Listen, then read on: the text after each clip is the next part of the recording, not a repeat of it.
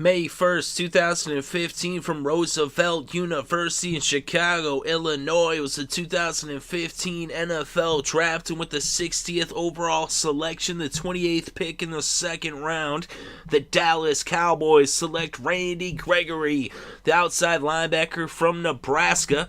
He's 6'5", 235 pounds. He also played up as a defensive end in college, so he's a defensive lineman, though projected to be a linebacker in the NFL. And at Nebraska, he had 120 tackles, 63 solo tackles, 25 and a half tackles for losses, 17 and a half sacks, 2 interceptions. He also scored a touchdown, 4 passes defended, 2 forced fumbles.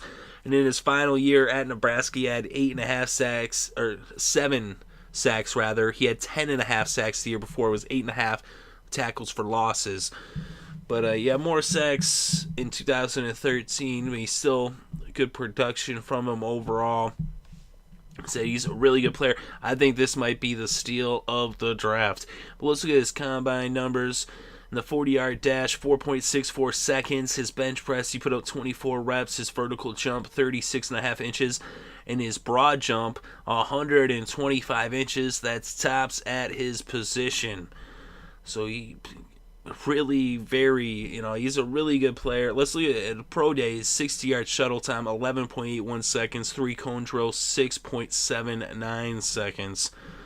So this is a guy who was projected to go early in the first round initially, but then, he showed up to the combine, as everybody knows, test positive for marijuana, and then that dropped his stock exponentially. Why, though? Really, come on, man. It's just, politics aside, come on, it's really not something that I don't think really should be considered, especially with the way all that's going anyway. It's going to be something that's legal anyway, and it's not like as if they don't give them far worse things at halftime even to go out there to play the second half. So it's kind of hypocritical for anybody to judge him for smoking a little bit of weed or whatever when they're pumping these guys full of all kinds of drugs, like I said, in the locker room. Come on, man. Really? And it really is going to come back to bite a lot of teams in the behind for passing up on him, because he's a very talented player. Like I said, he had first-round talent, and for the Cowboys to be able to get him all the way here late in the second round, like I said, this is probably the steal of the draft. He should come in and contribute right away, so he can get after the quarterback. He'll fit right in Dallas. And every other team is going to be like, why didn't we pick this guy? What were we thinking? That was a real boneheaded decision. But the Cowboys, they took a chance on him.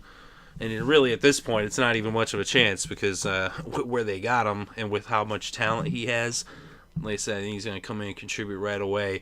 I think it was foolish of anybody to pass on him. He should have been picked much earlier than this. But the Cowboys, credit to them for actually having the courage to go out there and get a very talented player who shouldn't even have been on the board at this point. So I thought it was a smart pick by Dallas. Let me know if you agree or disagree. I'm very open to hear either side, and any opinion that you might have, feel free to leave that. Like I said, I'm open to read your thoughts and opinions. I'm very interested to read your thoughts and opinions. Thank you very much for listening. It is greatly appreciated. I hope you're having a good day and have a good weekend and enjoy all the sports.